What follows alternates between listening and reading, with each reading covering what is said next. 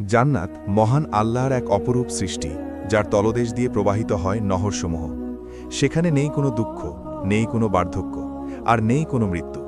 কিন্তু সম্মানিত দর্শক, আপনারা কি কখনো গভীরভাবে ভেবে দেখেছেন জান্নাতের সেই বিশেষ নেয়ামত যাদেরকে পবিত্র কুরআনে হুর বা হুর আয়ন বলা হয়েছে, তারা আসলে কারা? মহান আল্লাহ তাআলা মানুষকে সৃষ্টি করেছেন মাটি দিয়ে, জিন জাতিকে সৃষ্টি করেছেন আগুন দিয়ে। কিন্তু জান্নাতের হুরদের আল্লাহ কি দিয়ে সৃষ্টি করেছেন? কেন তাদেরকে মাটি দিয়ে তৈরি করা হয়নি? তাদের রূপ লাবণ্য কি আসলেই মানুষের কল্পনার বাইরে? আর সবচেয়ে বড় প্রশ্ন, যা আজ অনেকের মনেই জাগে, যদি জান্নাতে পুরুষরা হুর পান, তবে আমাদের মা বোনেরা অর্থাৎ দুনিয়ার নারীরা জান্নাতে কি পাবেন? তাদের মর্যাদা কি হুরদের চেয়ে কম হবে নাকি বেশি? আজকের এই ভিডিওতে আমরা পবিত্র কুরআন ও সহি হাদিসের আলোকে হুরদের সৃষ্টির গোপন রহস্য জানব। আমরা শুনব সাহাবীদের যুগের এক টকবগে লোমহর্ষক সত্য ঘটনা, যে ব্যক্তি মৃত্যুর আগেই নিজ চোখে জান্নাতের হুরকে দেখেছিল এবং তার সাথে কথা বলেছিল। ভিডিওটি না টেনে শেষ পর্যন্ত দেখুন, কারণ আজকের আলোচনা আপনারই ঈমানকে সতেজ করবে এবং জান্নাতের প্রতি আপনার আকাঙ্ক্ষাকে বহুগুণ বাড়িয়ে দেবে ইনশাল্লাহ। প্রিয় দর্শক, জান্নাতের হুর এবং নেয়ামতের আলোচনা যখনই আসে, তখনই আমাদের সামনে ভেসে ওঠে সূরা আল ওয়াকিয়া ও সূরা আর রহমানের আয়াতসমূহ। এই সূরাগুলো যখন মক্কায় নাজিল হয়, তখন কাফিররা পরকাল নিয়ে ঠাট্টা বিদ্রুপ করত। তারা বলতো, আমরা মরে পচে গলে মাটি হয়ে যাব, এরপর আবার কিভাবে আমাদের জীবিত করা হবে, আর সেখানে আরামায়েশে থাকব?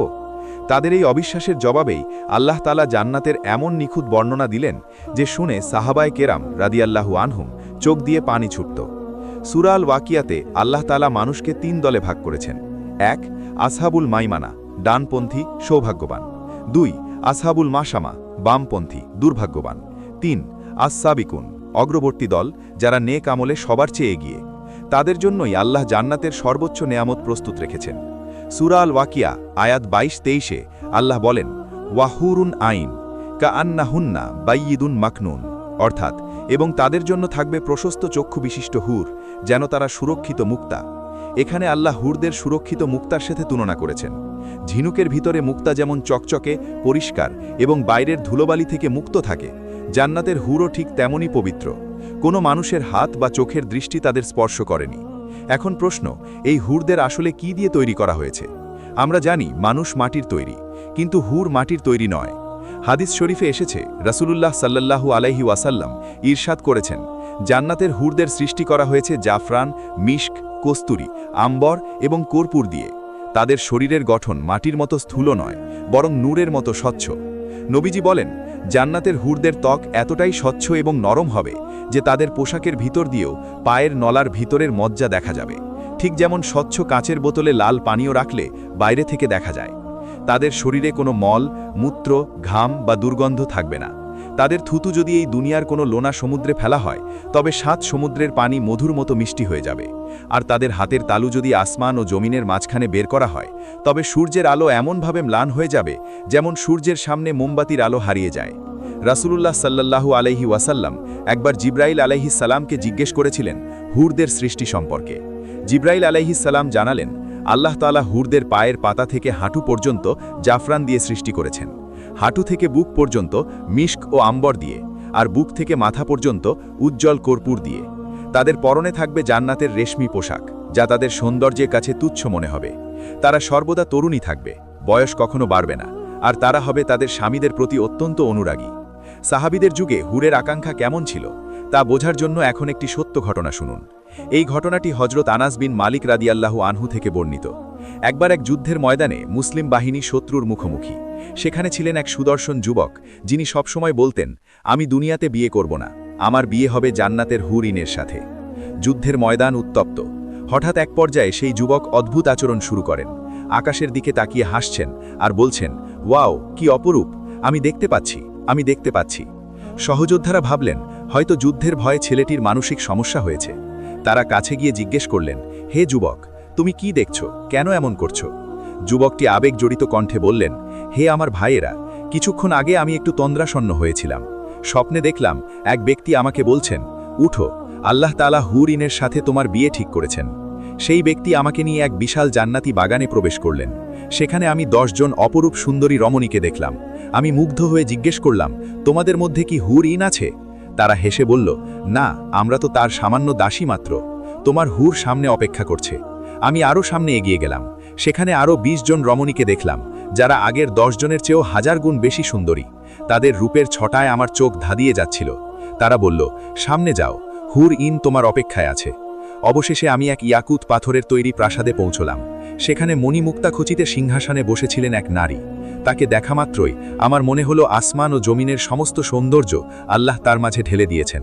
আমি কেঁপে কেঁপে বললাম, তুমি কি হুর ইন? সুমধুর কণ্ঠে উত্তর দিলেন, হ্যাঁ আমি। আপনার জন্য স্বাগতম, হে আল্লাহর বান্দা। আমি তাকে স্পর্শ করার জন্য হাত বাড়ালাম। সে তখন আদুরে গলায় বললেন, থামুন, আপনার শরীরে এখনও দুনিয়ার রূপ বাকি আছে। তবে অপেক্ষা করুন, আজ ইফতার আপনি আমাদের সাথেই করবেন ইনশাল্লাহ। ঘুম ভাঙার পর সেই যুবক মুজাহিদদের বললেন, ভাইয়েরা, আমার ইফতারের দাওয়াত জান্নাতে, আমি আর দেরি করতে পারবো না। এই বলে সেই যুবক ঘোড়া ছুটিয়ে দিলেন শত্রুর বিরুদ্ধে। তিনি এমন বীরত্বের সাথে লড়াই করলেন যে কাফিররা ভীত সন্ত্রস্ত হয়ে পড়ল। অবশেষে সূর্য ডুবার ঠিক আগ মুহূর্তে শত্রুর একটি তলোয়ারের আঘাতে তার গর্দান শরীর থেকে আলাদা হয়ে গেল। সূর্য ডুবল, আর তার সাথীরা নিশ্চিত হলেন ওই ওয়াদা হুর ইন যে ওকে স্বপ্নে দিয়েছিল, আল্লাহ সে সত্য করেছেন। এখন তিনি জান্নাতে হুরদের সাথে ইফতার করেছেন। সুবহান আল্লাহ। প্রিয় মা বোনেরা, এতক্ষণ হুরদের কথা শুনে হয়তো আপনাদের মনে প্রশ্ন জাগছে, তাহলে আমাদের কি হবে? অনেক বোন হয়তো মন খারাপ করছেন, কিন্তু সত্য জানলে আপনারা খুশিতে আল্লাহর শুকরিয়া আদায় করবেন। পবিত্র হাদিস ও তাফসির থেকে জানা যায়, জান্নাতে প্রবেশকারী দুনিয়ার মুমিন নারীদের মর্যাদা হুরদের চেয়েও ৭০,০০০ গুণ বেশি হবে। একবার উম্মুল মুমিনিন হজরত উম্মে সালামা রাদিয়াল্লাহু আনহা রাসূলুল্লাহ সাল্লাল্লাহু আলাইহি ওয়াসাল্লামকে জিজ্ঞেস করেছিলেন, হে আল্লাহর রাসূল, দুনিয়ার নারীরা উত্তম নাকি জান্নাতের হুর? নবীজি সাল্লাল্লাহু আলাইহি ওয়াসাল্লাম স্পষ্ট উত্তর দিয়েছিলেন, দুনিয়ার নারীরা জান্নাতের হুরের চেয়ে ঠিক ততটাই উত্তম যতটা উপরের কাপড় ভেতরের আস্তরের চেয়ে উত্তম। উম্মে সালামা রাদিয়াল্লাহু আনহা অবাক হয়ে কারণ জানতে চাইলেন। নবীজি সাল্লাল্লাহু আলাইহি ওয়াসাল্লাম বললেন, কারণ দুনিয়ার নারীরা নামাজ পড়েছে, রোজা রেখেছে, পর্দা করেছে এবং আল্লাহর পথে কষ্ট সহ্য করেছে, কিন্তু হুরারা এগুলো করেনি। তারা জান্নাতের সৃষ্টি, আর আমার মুমিন বান্দিরা তাদের আমলের মাধ্যমেই এই মর্যাদা অর্জন করেছে। জান্নাতে আল্লাহ তাআলা দুনিয়ার নারীদের এমন রূপ লাবণ্য অনুদান করবেন যে তাদের স্বামীরা যখন তাদের দিকে তাকাবেন তখন হুরদের কথা ভুলে যাবেন। জান্নাতে একজন মুমিন নারী হবেন তার স্বামীর জন্য রানী, আর হুরারা হবে তাদের সেবিকা বা সহযোগী। আর যাদের স্বামী জান্নাতে হবেন না বা যারা দুনিয়ায় অবিবাহিত ছিলেন, আল্লাহ তাআলা জান্নাতে তাদের ইচ্ছামতো উত্তম পুরুষের সাথে বিবাহ দেবেন। জান্নাতে কোনো একাকিত্ব নেই, কোনো বঞ্চনা নেই। সেখানে আপনি যা চাইবেন তার চেয়েও উত্তম কিছু পাবেন। জান্নাতের জীবন কেমন হবে? সেখানে কি দুনিয়ার মতো ক্ষুধা বা প্রাকৃতিক ডাক আসবে? রাসূলুল্লাহ সাল্লাল্লাহু আলাইহি ওয়াসাল্লাম বলেছেন, জান্নাতীরা খাবে, পান করবে, কিন্তু তাদের কোনো মলমূত্র ত্যাগের প্রয়োজন হবে না। এমনকি তাদের নাকে শ্লেষ্মাও জমবে না।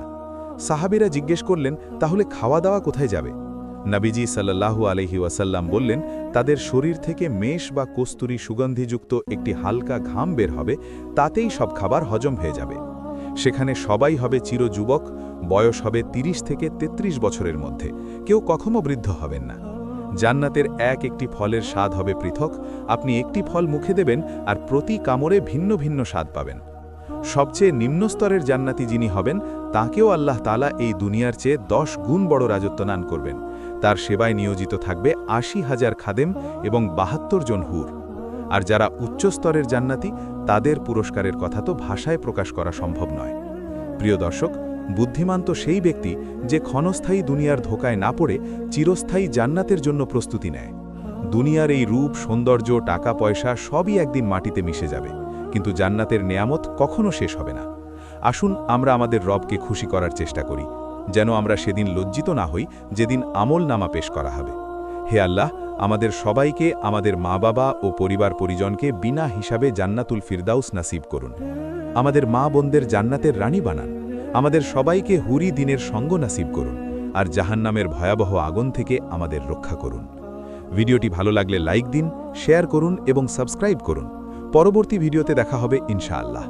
আসসালামু আলাইকুম ওয়া রাহমাতুল্লাহি ওয়া বারাকাতুহু।